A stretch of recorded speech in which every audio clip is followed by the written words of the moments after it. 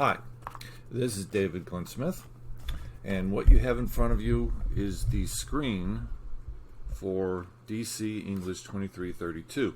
I'm going to walk you through it really quickly so you know where all the important folders are and how they're labeled and how I've organized the files. So basically, this is the opening page, and you'll recognize Walt Whitman, my hero, across the top, and a variety of artistic expressions. So the first thing you should do check out the folder marked Welcome to English 2332, English 2333. And in this folder, you have a letter that outlines intentions of the course. You will see a welcome video, which echoes basically what the letter is about, introducing myself with some information. The course syllabus is in the welcome folder, plus some background resources and class information files. These first two I have marked that you must view them. It won't take you very long to go over it. Okay, so the letter and the video is quick viewing. As far as the syllabus is concerned, I'm not going to go through the whole syllabus with you. That's your responsibility. However, noticed in red I say after 2:45 you can have an appointment and we can talk over any questions and details that you have. Okay, but don't drop by unannounced. Always be sure that you've set up an appointment with me. The other thing of importance here, it does say that this set of 3, volume A, B, and C, these 3 books are required. Do not worry about that. Lone Star is not forcing the high school students to utilize those texts. If you ask, I can show you what they look like if you're curious. So if you're face to face, I will show them to you. I'm utilizing some similar sources out of the books, but you do not, again, you do not have to purchase the books. The other thing I wanted to stress, the Lone Star grades are based on percentages. So whereas the high school, you have 2 categories, a daily grade and a major grade. Calculating for the Lone Star course, you have 5 categories. So there is a weekly category, the weekly material we go over, some experimental paragraphs you'll be writing, the general exercises, quizzes if we have them, homework, that sort of thing. That's 25% of your grade. I have planned for a group research project, which is 10% of your grade. Time will tell if we'll be able to do that. I'm waiting to see what happens after this first 9 weeks period. We'll see what happens. And then I'll work around that. There is a critical analysis paper, which is 25% of your grade. There's also an M.F.A. research paper, which is 30% of your grade.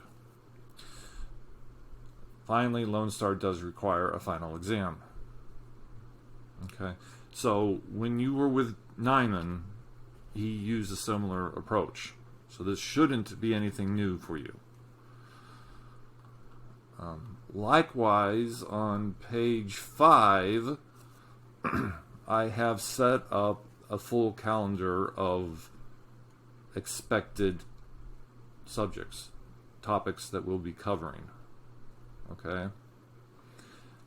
So just to keep your eyes open, starting from the top, this is the 8th, this is material for the 8th, you can go ahead and look through all this stuff.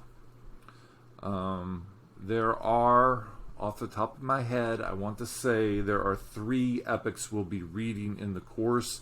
There might be a 4th one. But the first one we'll be approaching is Gilgamesh, and that's in October.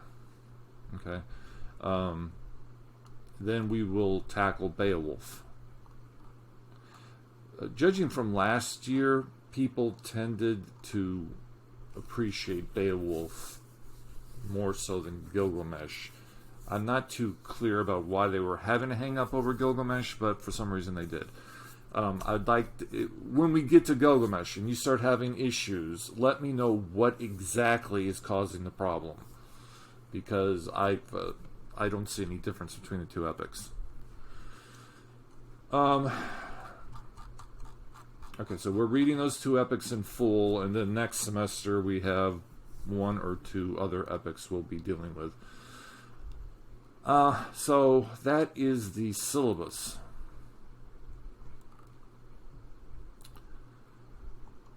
As far as class information and resources, I've broken this into two categories. There's a Turnitin information. Everything's going to turnitin.com. It will be checking for plagiarism. Especially when the higher up you take your papers, it's very important that you're not unintendedly plagiarizing. So we will talk about unintentional plagiarism as we go along in the course. So when we get closer to the project that's required to be submitted, we'll talk about turnitin.com.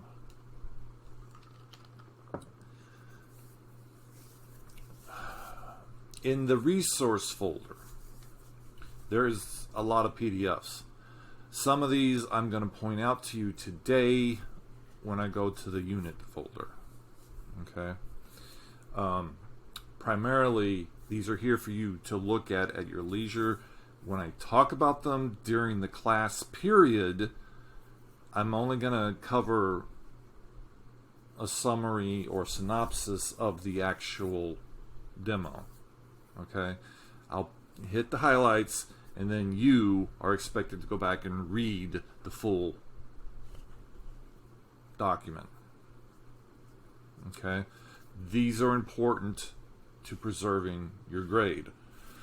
For today, the video that I'm going to create will have some important information as far as academic presentation and what I mean by academic papers, academic paragraph. Okay. So that is the welcome folder. The unit itself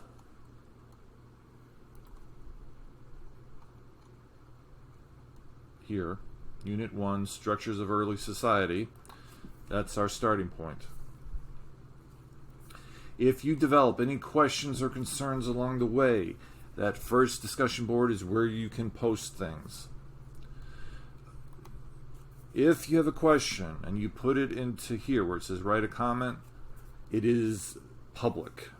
Everyone in the class can see it. So don't post anything that you are sensitive about. If there's something that is personal and you don't want to share it with everyone, send an email. Okay? Otherwise, this is a public board. Everyone will see your comments and my reactions to the comment. So I put that there. Each week you'll see that listed. I'm sorry, it's out here in the outside of the week folders. It's right there. Now last year we started doing the can-do statements. I call them declarations. These are basic. I'm not going to go over all of them. I do want to point out this last of the first column, the first major category. It says, I can create thematic bridges between modern and ancient writers, both of whom provide discussions on the human condition. One can say that is the main emphasis of the class, finding that connection of an artist discussing the human condition. What does it mean to be considered human? What defines humanity? What defines society?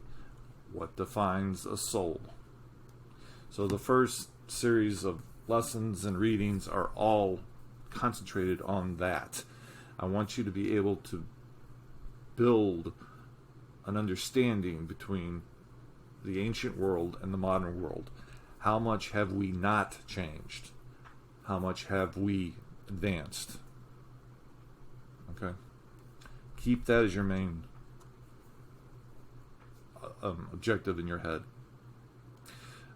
Do look over all these other can-do statements. These are what are expected of you at the end of the semester.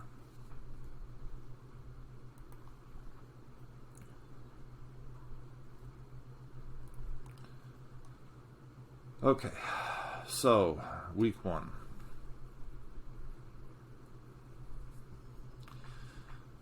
Just a word of caution. You'll notice it says Tuesday, Wednesday exercise.